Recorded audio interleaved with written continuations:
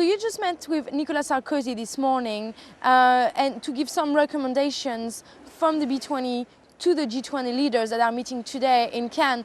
What is on the top of your agenda in terms of recommendation? Well, I have the pleasure of co-convening the green growth, and I'm doing it this time here in France, and I did it also last year at the G20 in Seoul.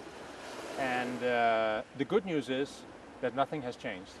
The recommendations are actually the same. I have different companies in the working group this time than last time, but we fundamentally agree what does it take to grow the economy and make it greener.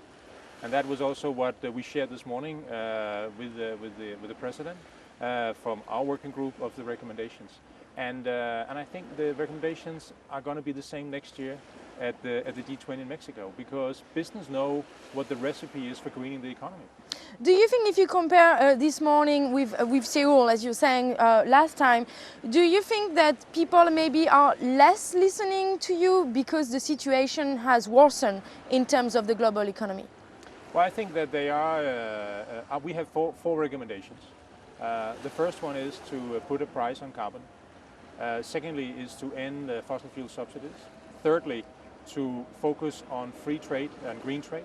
And finally, to scale up R&D into green investments. So these are the four recommendations.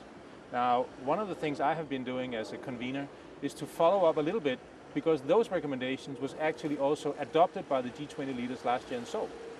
So the good thing about this is that this continues, which means there's now coming accountability into it. And looking at who has done what on these recommendations over the last 12 months. And of course, we should not kid ourselves. It is a very challenging environment at the moment in the world.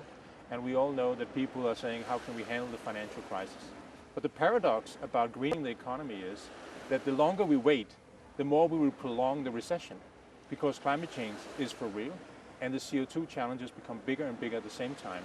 So if we just say, let's postpone this, then actually we are just increasing the bill, and probably we are also prolonging the recession. So we got to have the courage, and here I would very much like to say that if you look at what has happened in Australia, they'll be the first one to really put a price on carbon. And that has been very challenging for the Australian government, but they've actually gone for the recommendations that they themselves adopted or agreed to at the G20 in Seoul. So we are seeing things moving forward, but of course, as you say, it is challenging. Still, do you see maybe less investment in green technology in the recent months, let's say in 2011, where the situation has clearly worsened compared to 2010? Do you see that companies that you're talking to, giving these recommendations, are maybe spending less on these investments for a sustainable future? Well, I think if I look at the first half of the year, I think we basically had a more stable situation in the world from a financial perspective. I'm not so sure what happened over the summer, but something did happen, whatever it was. And of course, we have seen a lot of turmoil the last few weeks. So I think it's a little difficult to make a conclusion for the year.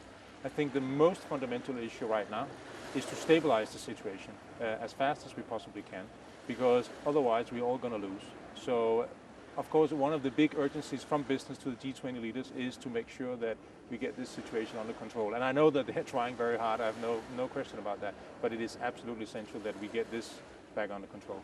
I totally understand you. Do you fear that the investments will slow even further next year, though? I think that what we're looking into at the moment is extremely difficult to predict.